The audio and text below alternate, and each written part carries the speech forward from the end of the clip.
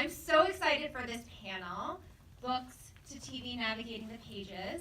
We have two amazing panels and an amazing moderator. I'm just going to let them get to it. Please welcome Liz Miller from Indiewire. I'm glad you went with me too.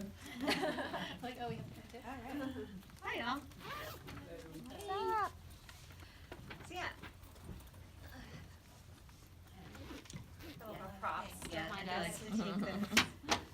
There it went. So yeah, I'm Liz Miller at Lizlet on Twitter. I'm a TV editor over at Indiewire, and I'll let our lovely panelists introduce themselves. Great. Hi, can you hear me?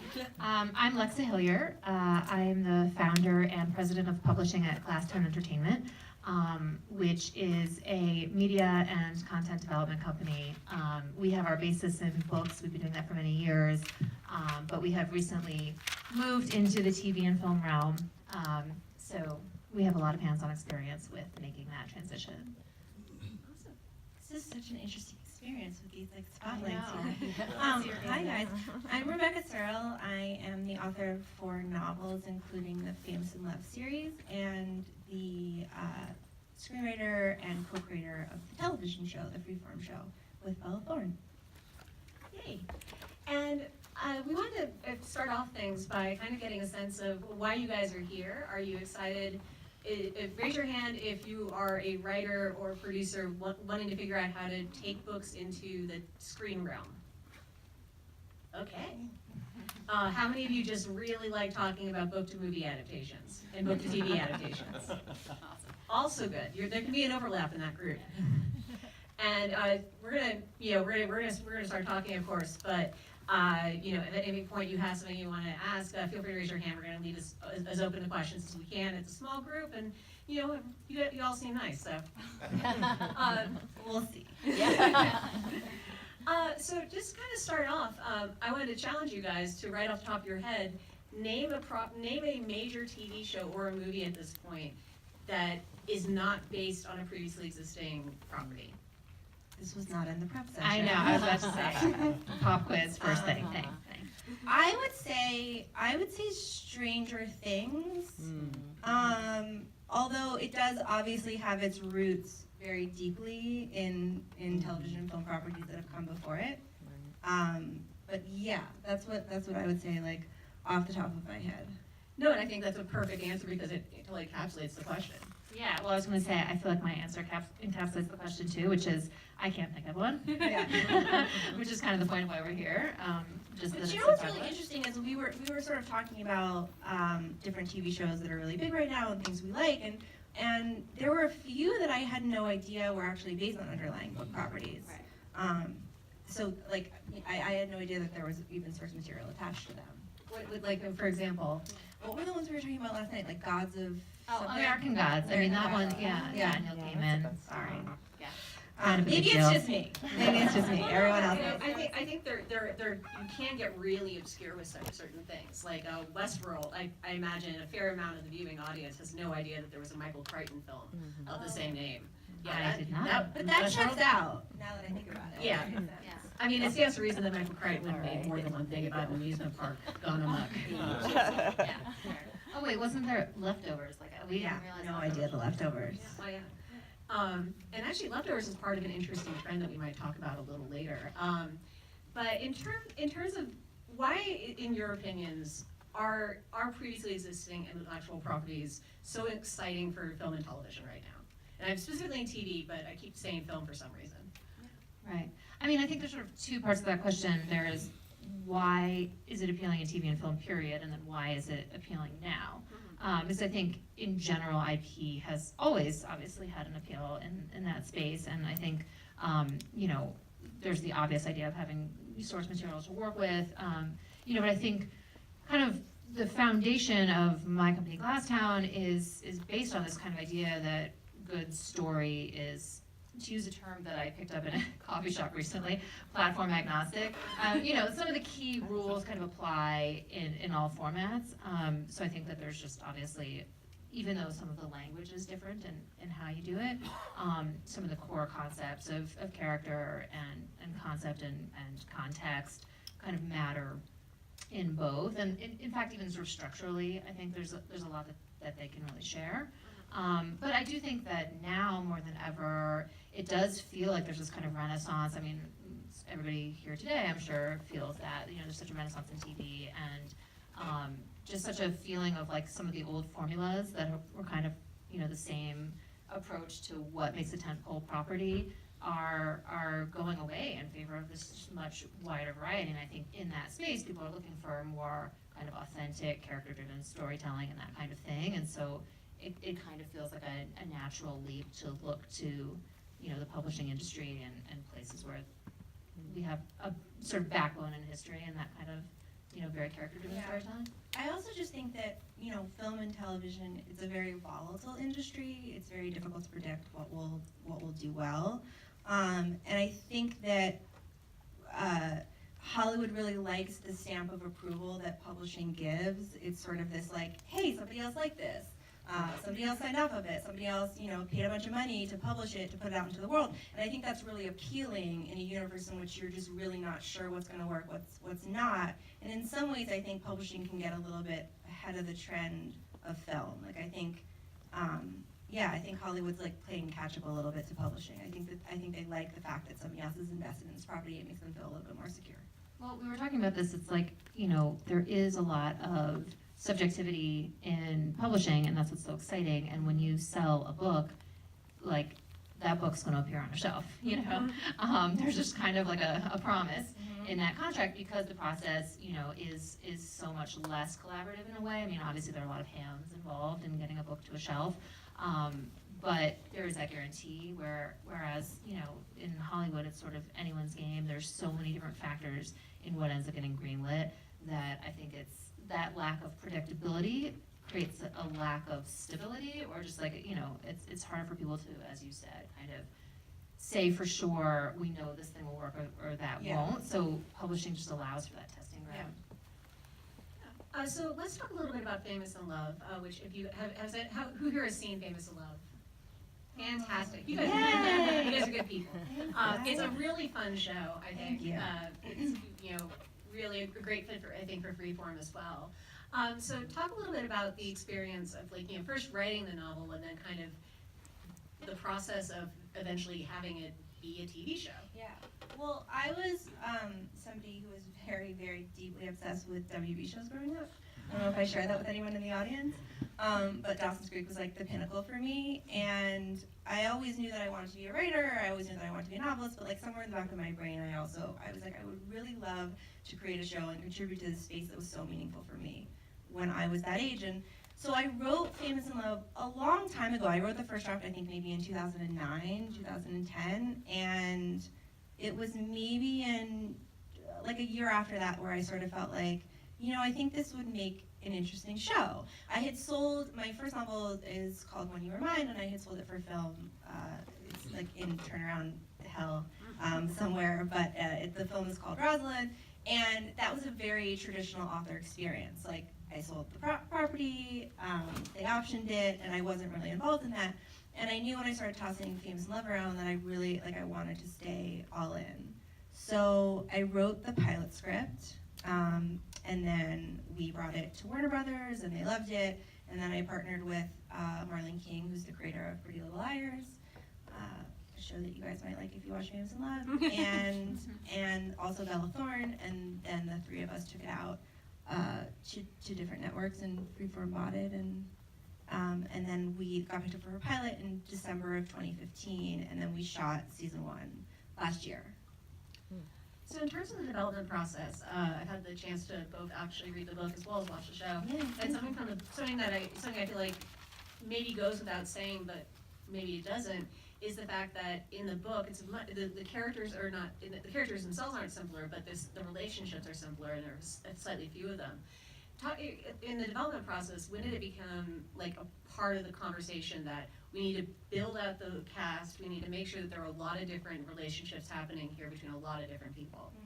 Well, the thing you learn very, very quickly in television is that you just need so much more story. You need hundreds of times the amount of story you need in a novel. And one, easy way to get there is like you need more characters, and you need those characters to have like interesting relationships and interesting backstories and interesting controversies and dynamics. So we, I think all that was sort of present in our original pilot. We started talking really early on about bringing to life characters that were maybe kind of secondary characters in the books, like characters like Cassandra and Jake, and bringing them to the forefront to just create more story. I mean, particularly when you're creating story for an audience like the one Freeform markets to. It's a younger audience, and it's an audience that likes to be consistently engaged. I mean, their favorite show is Pretty Little Liars, and that is a show that like is hitting its mark in every moment. So I think that really drives it, just the fact that you need an infinite amount more story, and you need the characters to be able to move within that. Absolutely. In terms, what was it like collaborating with Marlene King? Great. I mean, she has such a shorthand with the people that we work with, both at the studio and the network.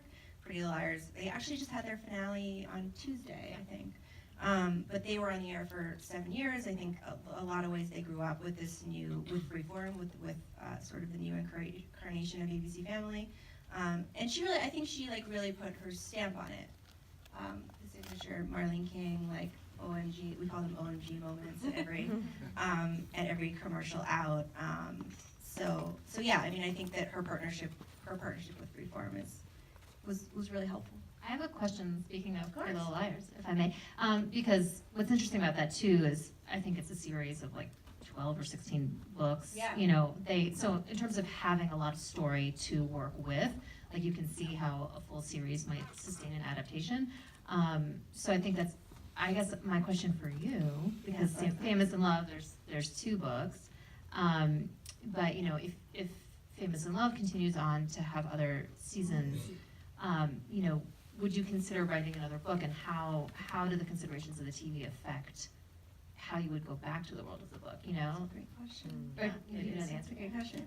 I think Sarah Shepard, the author of Pretty Little Liars, and I have done a bunch of events together in the last few months, and we've actually talked about this, because there were, I think, like 8 books before the television show ever even came to be, so there was so much story for them to pull for. I like to think of the television show and the books on like 2 parallel tracks, and like, sometimes they sort of like get close to each other and maybe brush up against each other, but they're sort of operating side by side. And so, there are of course moments in a writer's room where you say like, maybe the studio network doesn't like the thing that we've come up with, or we're trying to figure out like, what's this character trajectory going to be, and we can kind of go back to the books and say like, okay, this person is from so-and-so, or this person has a complicated relationship with their mom, like, can we use that? But I think for the most part, you create the world that the characters are going to live in the adaptation, and then you have to be sensitive and to be truthful to that universe, which is kind of a parallel one from the books. So yeah, they're kind of different, and I think you have to be consistent in which world you're in. It's funny because I've been starting to experience that too, right? Like, I worked in books for many years, and again, we always sort of felt that our core beliefs about what makes a concept compelling and how you can then structure that and build it out kind of overlaps across multiple formats.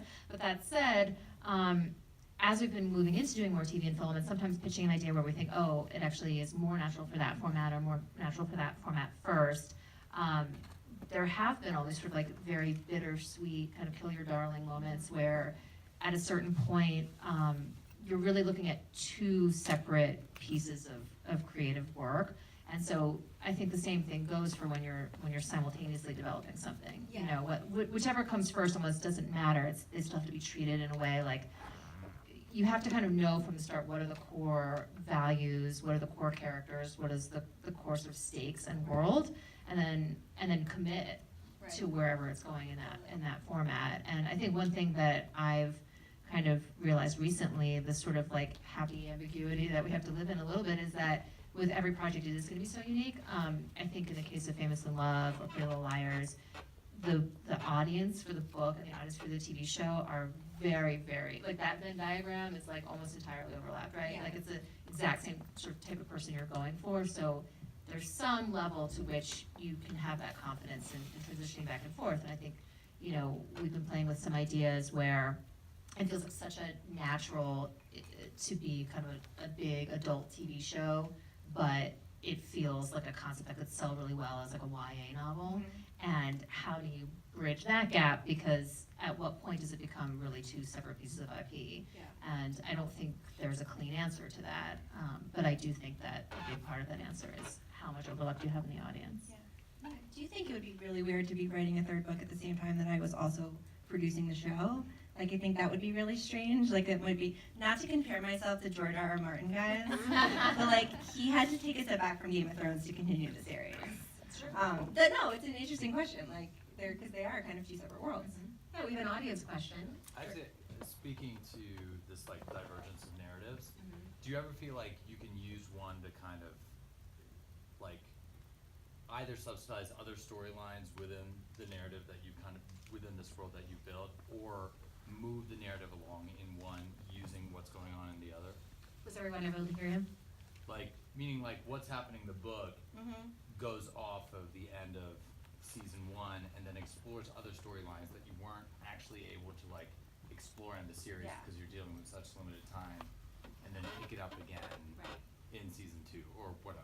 Right. I mean, I think that dialogue between formats is really challenging for the reasons Rebecca said. Like, you make commitments to one and you make commitments to the other, and then you have to kind of fulfill the contract of that obligation first, right? So like whatever the reader needs to have resolved in a second book, and again, even though there are structural similarities, obviously there's gonna be a lot of differences. So I think it can actually be a little bit dangerous to try and dialogue, because you're trying to like anticipate exactly the pattern of the viewer / reader and what they're gonna do next.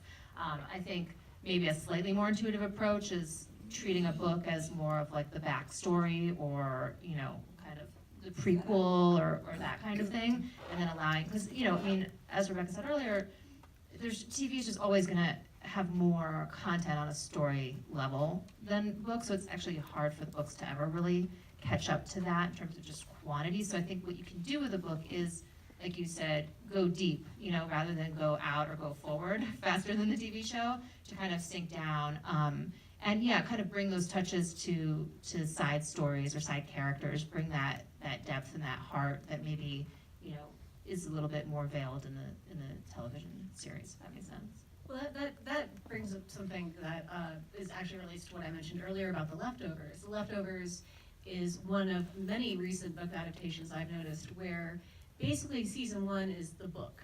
And if there's a second season or a third season and there's a second book and a third book, usually those map out as well. But with The Leftovers, there was no second book. So seasons 2 and 3 were written completely independently of that. And there are a couple other recent examples I can mention, one of which I won't because I don't want to spoil anyone for it. But in my writing, Handmaid's Tale. Yeah, what are they going to do with that? Handmaid's Tale. But the thing is, like, on top of beyond adapting the book for the first season, all these showrunners are adding material the whole way to basically make sure that there is a second season and a third season. Right, well, and I think that some of those decisions are anticipated so early on. Like, if you're gonna adapt something to begin with, that it is a discrete single novel, I think that's a huge part of the consideration is, where would it go from here, you know? And I think that's what makes adaptation a little bit like fan fiction to some degree, because, you know, what are the things that I think are most exciting in this project, and what are most fruitful, and what other pieces of this world did the author not have space to explore in the context of this one novel, and then how can we then kind of scaffold it a little bit more so that that the viewer is then ready to expect, you know, a little bit of where it's going next. And on a practical level, like when you go to pitch a show, for the most part, we came up with a 6-season Bible for our show. So like along with our pilot script and our star and Marlene and myself, we also had a document that said how we felt we could sustain this show for a run of 6 seasons, which is of course like the goal and the dream of a network like Freeform or CW or something like that. So they want to know that up front. They want to know that this is sustainable, that like they're not making an investment. And of course that's a different model if you're talking about something like an HBO run of Big Little Lies or something like that. But for a model like ours, they want to know if they're making an investment in something that you can sustain it, that you can keep it on the air for as long as people want to watch it. And even with Big Little Lies, they're trying to figure out if they're going to make a sequel. 13 Reasons Why. I mean, that's 13 like, reasons. 13 Reasons Why, they definitely I thought they definitely up for second They're season. shooting it right Yeah, now. they're shooting it for right now, and yeah, they definitely, that season finale definitely sets up a second season. Yeah. But yeah, but Big Little Lies is also, they're talking with the author, Yeah. to see if there's something. But to I do. also like to say, and I don't know if this is gonna make sense, but like a book to me is like a line. It's like point A to point Z. And a TV show goes like this.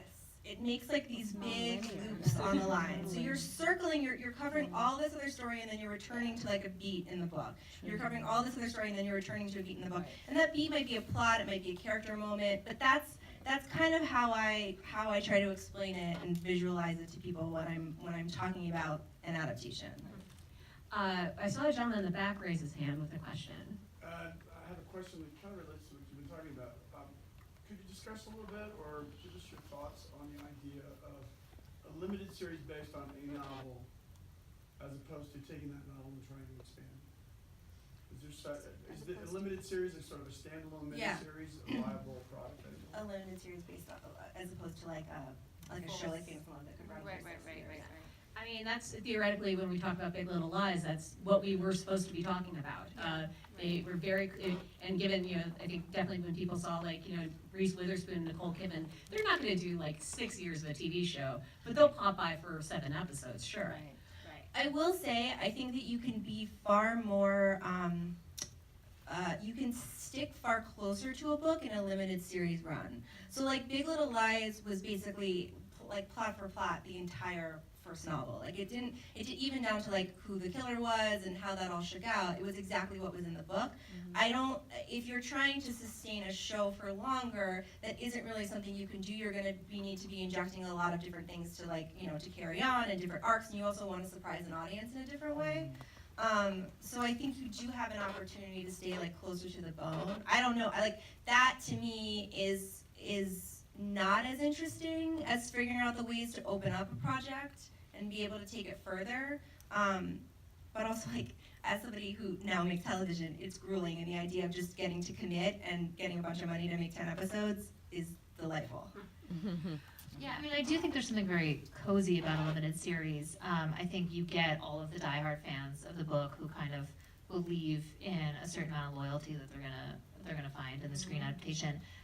And I also think that, I mean, obviously it is still very exciting to figure out how to evoke visually and through the different medium, obviously the things that are most important to the reader from the book. So, yeah, but I mean, I think that then, if you don't start out from the beginning diverging, then you've created this like loyalty that then you have to almost break if you want to then re-up, which everyone does if it's a huge hit. So. Yeah, I mean, the thing with the American Gods is that the first season, I don't know the exact percentage, I'm sure somebody's calculated it, but the first season only captures about a third of the book.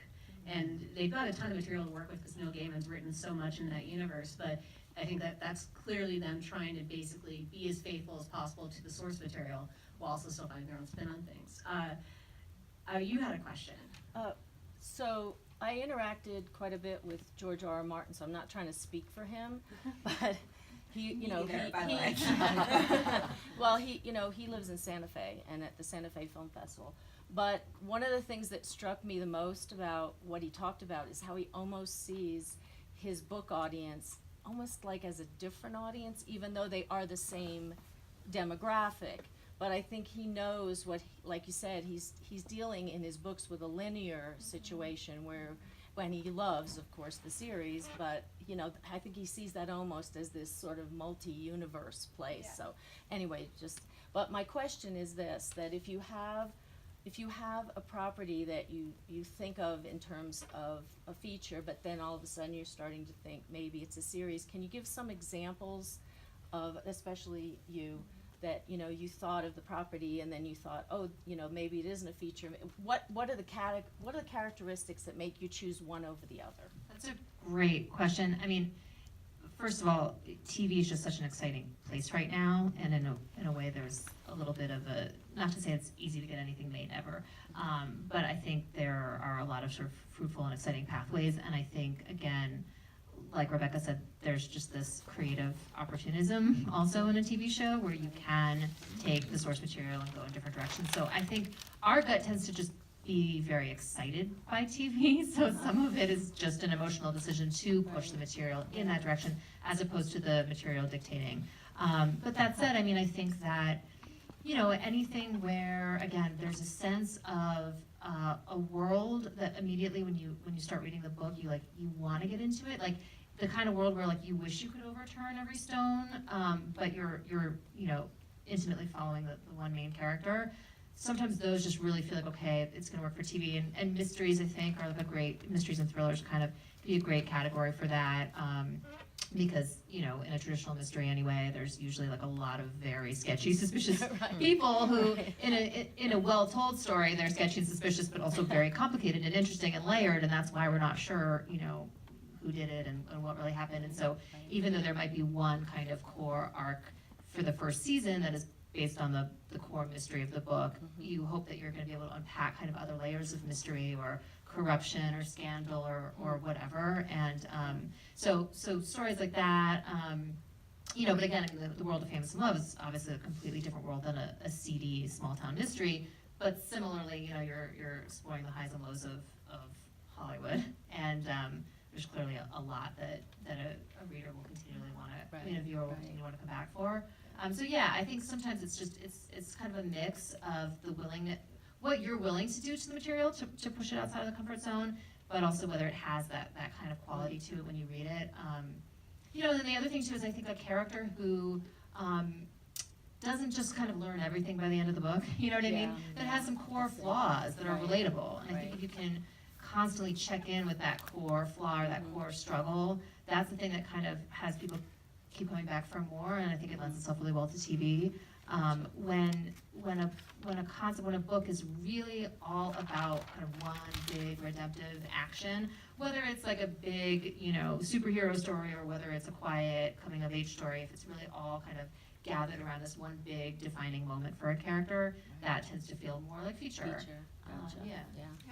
Actually, in terms of that, how do you feel about narratives with like one very, very central protagonist versus a story with, you know, a couple of standout prominent character protagonists, but a wider bench, if you will? I mean, I am addicted to multiple POVs now. Like, I'm having a hard time going. I'm also a writer, an author, and I'm having a hard time going back to the idea of just ever writing from one person's POV. And so immediately I then start feeling like the call of television, because as you bring in more points of view in the book, you want to have more space to explore them. And I think in the book, you're using the other POVs to kind of like scaffold the overall message, or again, the central action or the central mystery, whereas you don't need them to really scaffold that central thing as much as Rebecca said, because with every episode, I mean, you need a mini arc. So, you know, instead of it feeding into the larger arc, it's really actually okay if there's some level of independence in that person's arc from the main arc. Yeah. If that makes sense. And I think Famous in Love is about Paige Townsend, this girl who becomes a big star, but and I think the books are way more focused on her point of view as a main character than the show is. I think also just logistically with television, it's far easier to tell a story with multiple people for so many reasons, for production reasons, scheduling, all of that. And I think like when I read, this is sort of about the last question that you brought up as well, like it tends to be a little bit of like a gut thing, whether I feel like it's film or it's television, but I think a big part of that is, do I feel like this is one person's journey, or do I feel like this is a shared experience? And like to me, shared experiences tend to go in TV, whereas like one person's journey tends to feel like a film.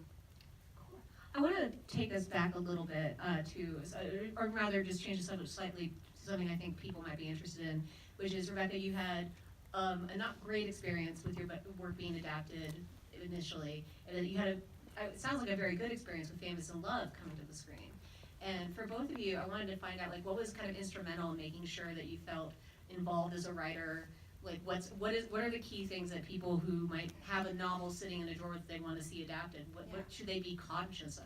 Well, first of all, let me clarify that and say, like, the screenwriters who did 500 Days of Summer and The Fault in Our Stars adapted Rosalind. I adore them; they're very close friends of mine. It wasn't that it was bad; it was just a different model. And to be honest, at that point in my career, I was very young. It was my first book. I had 2 more books under contract that I needed to deliver. It wasn't a time in my career in which I was really interested in sort of exploring another way to be as an author. When Famous in Love came about, it was just a different property, and also just personally, I'm much more interested in television than I am in film. But I think that, I think the model is really changing. I think that I was sort of, in a lot of ways what we did as being like the co-creator of a show as an author, it was different, but now I hear a lot of authors going out and writing pilots and starting to pitch their shows themselves, which is really exciting to me, because like, who knows your world better than you do? I think the question is more, as an author, do you have an interest in that? There are plenty of authors who don't want, like, I live half my time in LA now, like, production hours are like 16 hours a day. There are a lot of people who don't really want that life, who like the life of an author. And so I think you have to have a real interest in that world. And also the other thing about it is that when you are writing a book, it is you alone in a room, and then, hopefully knock wood as an editor, but nothing is ever going in that book that's not what your vision is, what you really want it to be. When you open your world up to television, there's 10 studio execs, there's 10 network execs, there's the demands, there's cast demands, there's budget demands, there's your line producer saying you can't afford to shoot at that location, you have to change that story. There's just so many voices, and it's really exciting because it's super dynamic and collaborative, and I was really craving that in my life. You have a lot more of that in your career.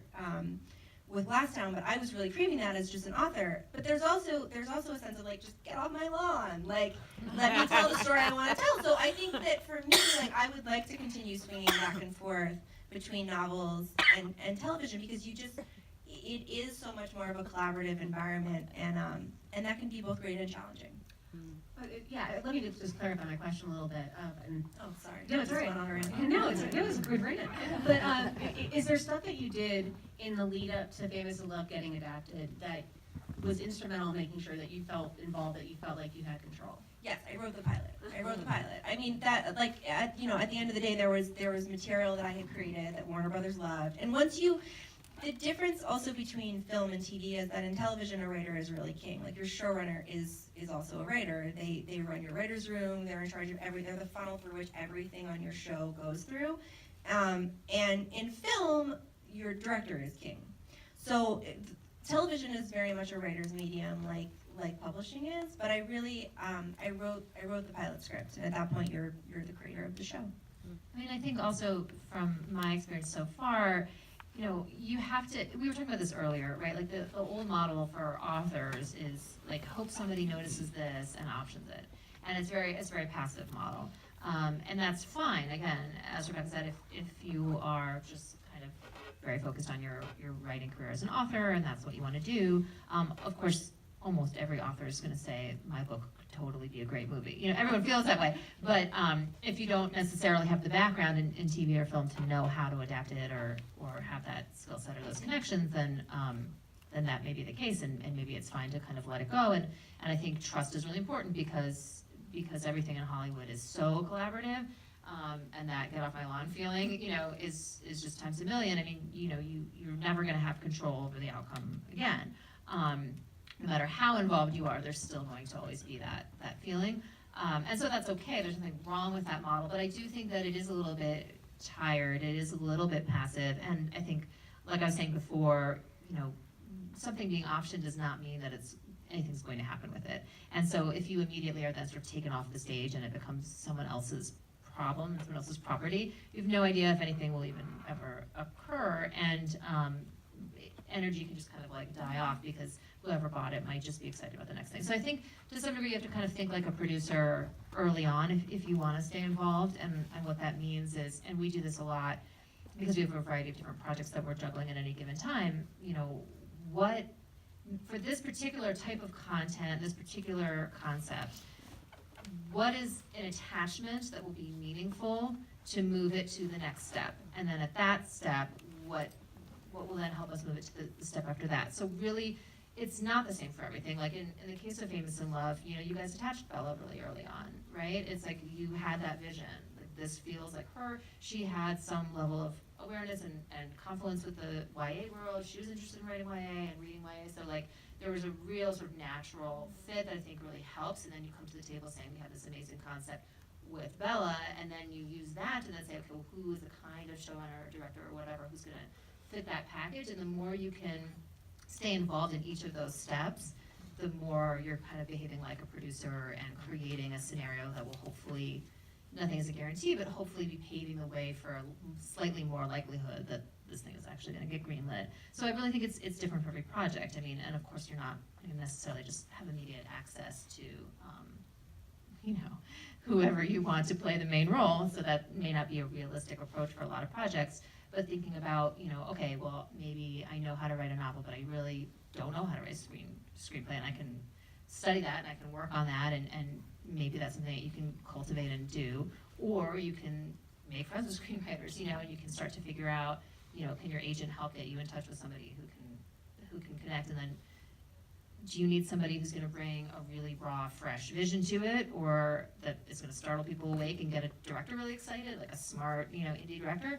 Or do you need a name writer who's gonna bring that kind of, you know, enthusiasm of like a, you know, harder hitting producer or whatever? So anyway, I think with each project kind of drilling down to what would be the best strategy based on whatever, you know, the concept of the book is. Yeah, I was about to say, the questions from the crowd, you in the blue shirt. So kind of related to what you've been talking about, are there differences in the process of writing for novels and TV? The approach to actually writing, and then, you know, when transitioning from, you know, just being in complete control of your work to working with a writer's room and with a network, you know, how is kind of your writing process similar and different? Yeah. Well, I think that in a lot of ways writing the pilot and writing a book were similar, because it was just me alone with these characters in this world, crafting what I wanted it to be. At the point that your show is up and running and you have a staff, there are 8 writers in our room, it becomes like, it's sort of like you try to get on this thing where you're all sort of like, you're like a mind hive and everyone's like bringing different elements to it. But it also means that like no one person is in control, right? It's not one person's vision. It's kind of this like collective voice that's being generated. And the way our show works is that like we come up with story together. We will storyboard whole episodes in the room with like even lines of dialogue for scenes before a writer goes off and writes it. So they're given not only an outline, but like a very, very, very thorough, like sort of, you know, page by page sketch of what this episode needs to be. So we're coming up with that in so much more of a collaborative way.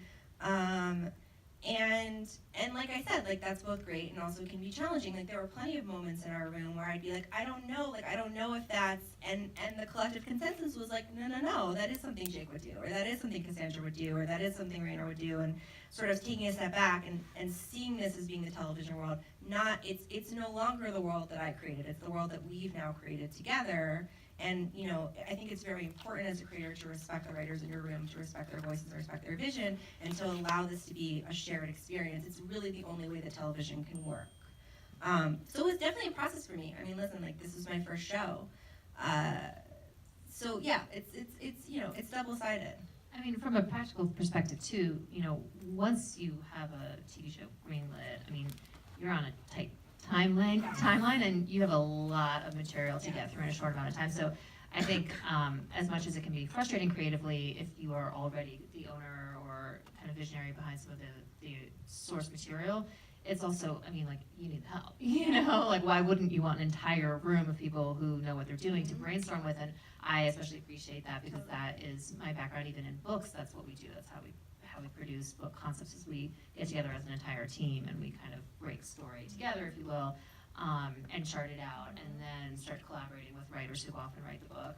But with a book, you know, you've got time. So Yes, you do not have time. Well, it depends on the kind of television you're making, but for the most part, yeah, with our model, everything's stacked on top of each other. So our writer's room has like a 6-week lead maybe before we start shooting, and then you have production, and you have the room, you have production, and then you start getting cuts in, and you have post-production too. So there's a ton going on at the same time, and you're right, like it's all day, every day. Yeah.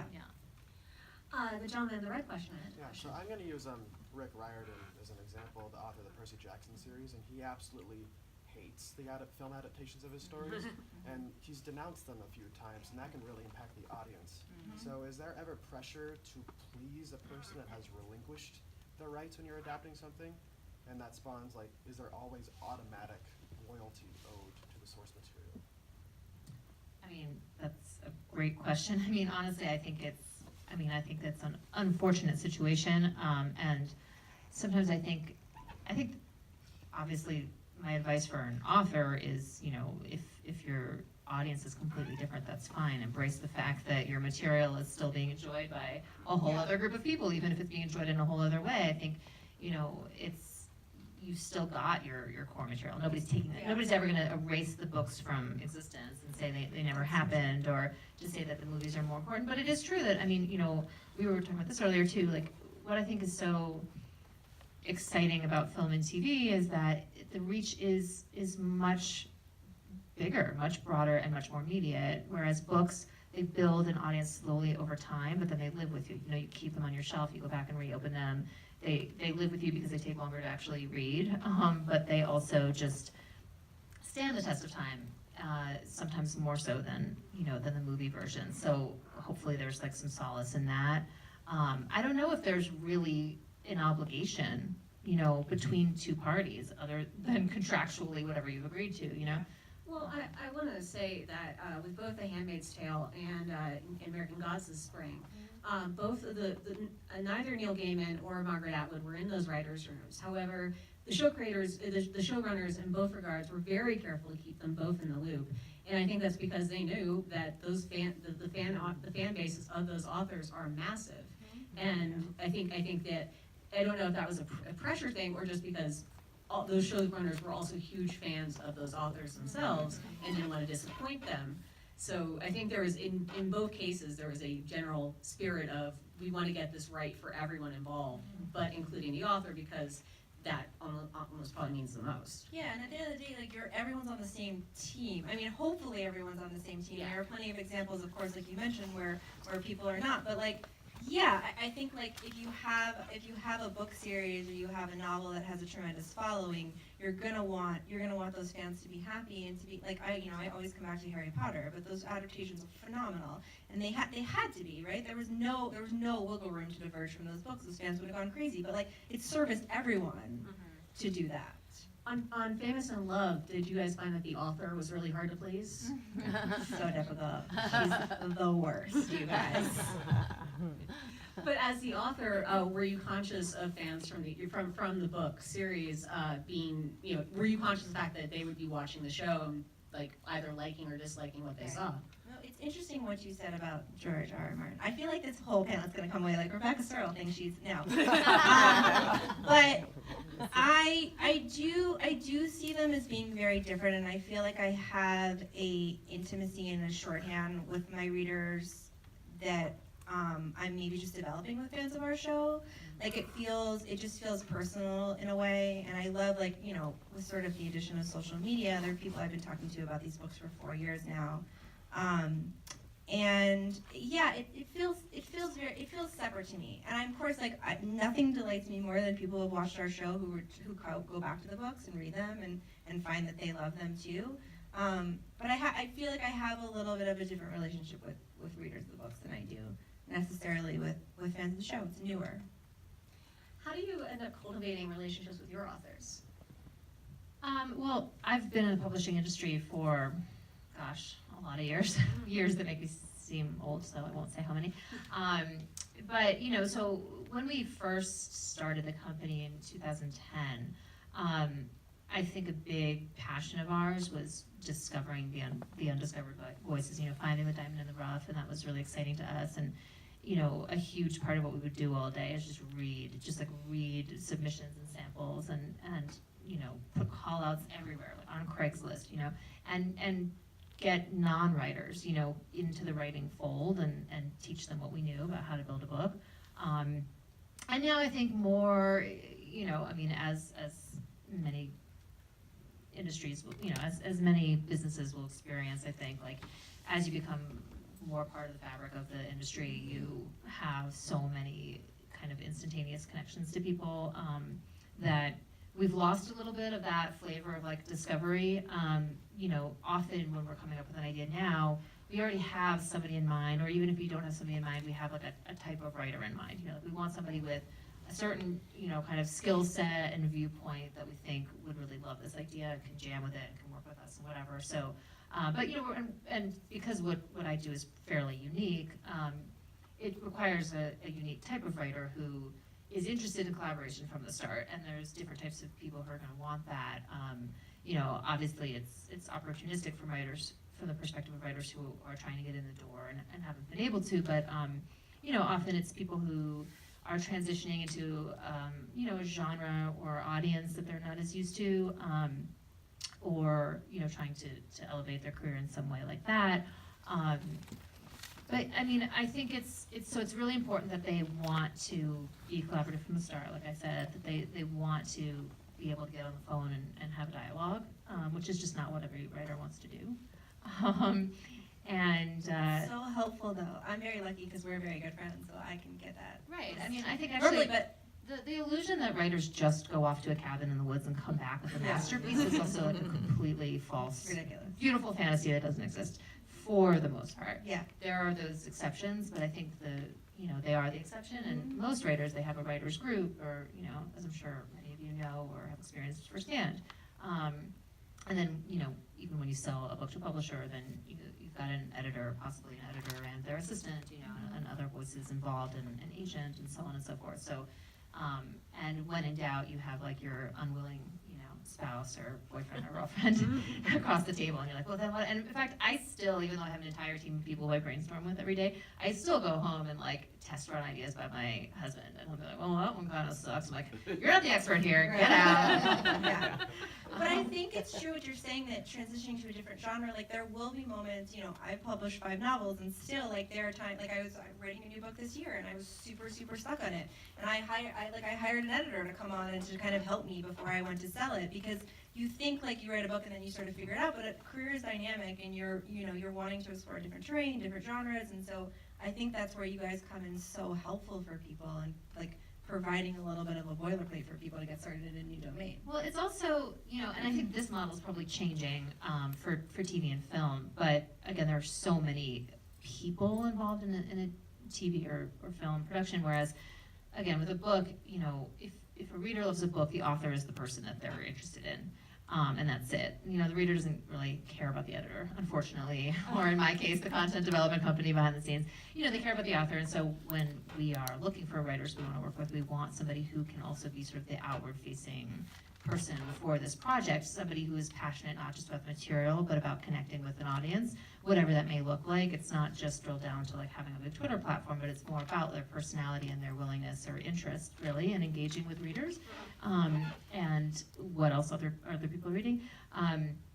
And so I don't know if that's, and I think that has changed, you know, with the advent of the interwebs, right? Like more and more people read because they want to. Now you sound old. Right, I know. No, but I mean, it is really, that is a difference in what it meant to publish 20 years ago, what it means now. You know, immediately now when you publish, you're entering a conversation that feels much more like a two-way conversation. And I don't know if that's now more of a trend with screenwriters or creators behind shows. I mean, I think you're an example of somebody who you really dialogue with your fans very directly and very frequently, which is definitely how I see It's so fun. writers behaving. Yeah.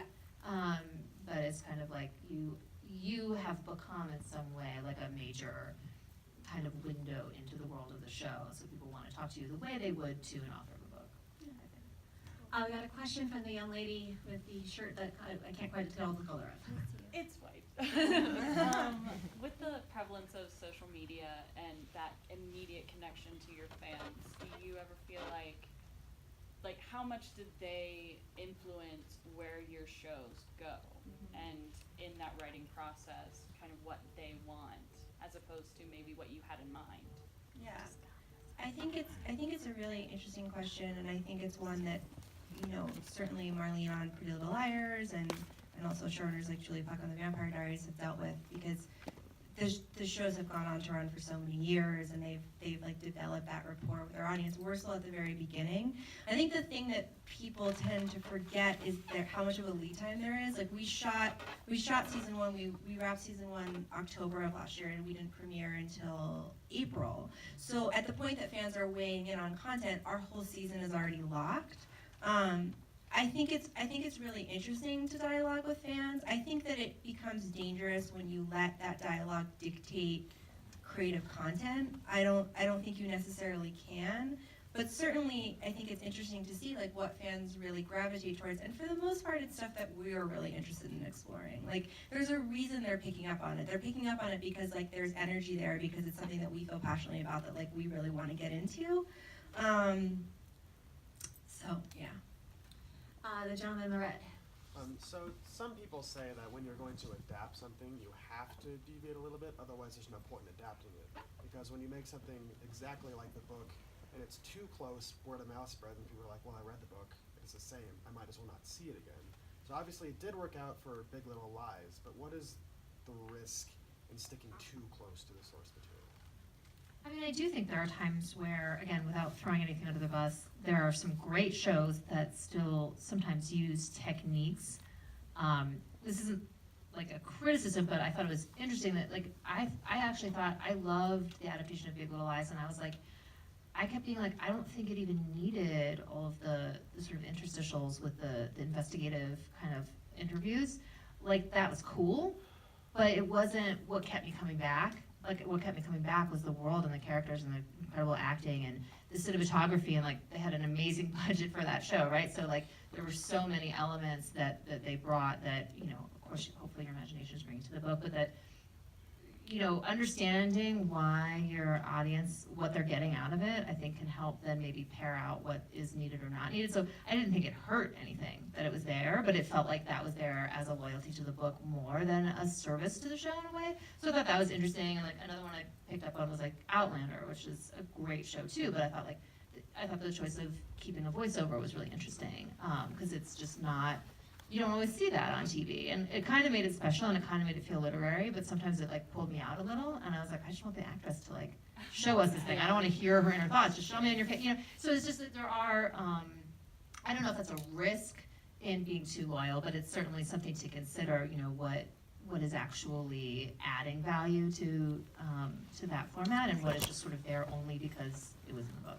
I also think it depends like what the point of the adaptation is, right? There are some adaptations that are made solely because there is a giant fan base for this property, and they want to see exactly what it is that they have envisioned.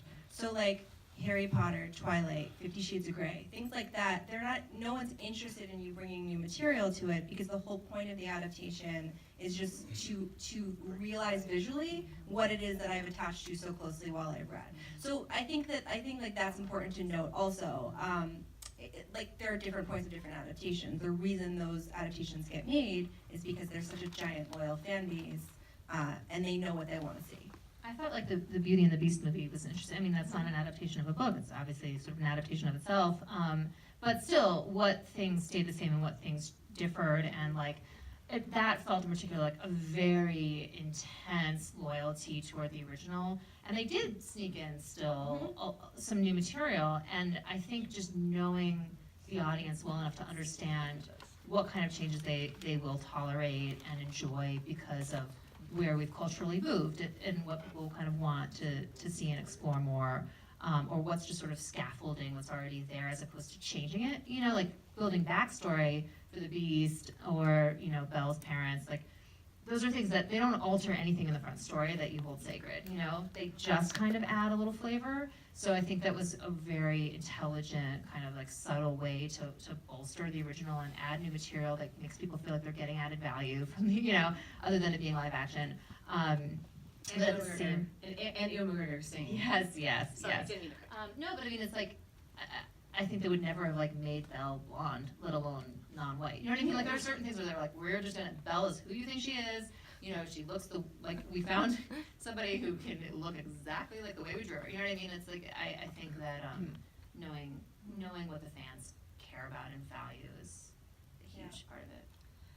Do we have any more questions? We're running a little short on time. Are you in the front? Just a quick thought on prequel type stuff. Like, I don't know if any of you are familiar with Black Sails, which was they took Treasure Island and they Yeah. did a prequel to it Yeah. over 4 seasons. You know, and yeah, if you haven't seen it, then I don't know if there's and I don't know of any others that do that. But just sort of the thought of, is there danger in doing that to some extent? Because you have to get to a certain point. Right. And so you're very constrained, and that was one of the things in Black Sails that I started to get frustrated with. Yeah. It started feeling very manufactured to get these characters to a certain point at the end of it, so that they are where they're supposed to be. Well, Rogue It was still One, great. that's what happened in Okay, Rogue I haven't One, seen Rogue One. which that annoyed the hell out It of was me. still good. Sorry. I still We very had to much get to loved this Black point. Sails. There's this inevitability to it. Yeah. Right, Yeah. I think there's. Actors were so good. Right, I mean, I think inevitability can be a very powerful tool in storytelling, right? It's right, like, right. you know Romeo and Juliet are gonna die at the end, Right. you just wanna know, or the Titanic, Every like, time you're like, maybe you know, not though. this yeah, the Titanic, like, you know it's going down, but like, that's part of. adaptation you want, please. Huge, yeah, huge. Spoiler alert, Yeah. that's No, but like, but inevitability is not the thing that's the problem necessarily, because it can be an engine for tension, right? Like, how is it gonna happen? Or despite it's happening, how is another thing gonna happen? How are these people gonna be in love, and how are they gonna, pursue other things while this inevitable ball is rolling? So it can add tension and be very powerful and exciting to know the end point, but not know how you're getting there. But that said, I do think it is, in some ways, a unique creative challenge that really does require a deep respect for, like, because you have that inevitability, you know where it's ending, how can you then use that rather than just be stuck, glued by it, right? So it's like if the whole plot of the Titanic movie was like, are you sure this boat's safe? Like, all of it, you know what I mean? You're kind of already like working toward the ending, and it's like you have to be creating tension with the ending, I think. So like, I think an exciting move would be to be like, oh my God, in every episode it feels like we're moving away from where it's supposed to go. Oh my God, how are they ever gonna possibly, as opposed to, it feels like they're constantly pushing us into a peg.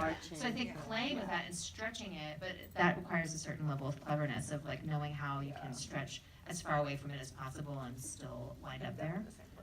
It's not technically a book adaptation, but Better Call Saul is doing this probably. I'd like to see that, and I've heard amazing things. Because that is a prequel to, I haven't seen either one, and that's a prequel Also- to And Breaking Bad. Wicked, Yes. Wicked was Yes, brilliant. Wicked, Yeah. so good. And One Hot Sorry. American Summer, let us not forget. Yeah, exactly.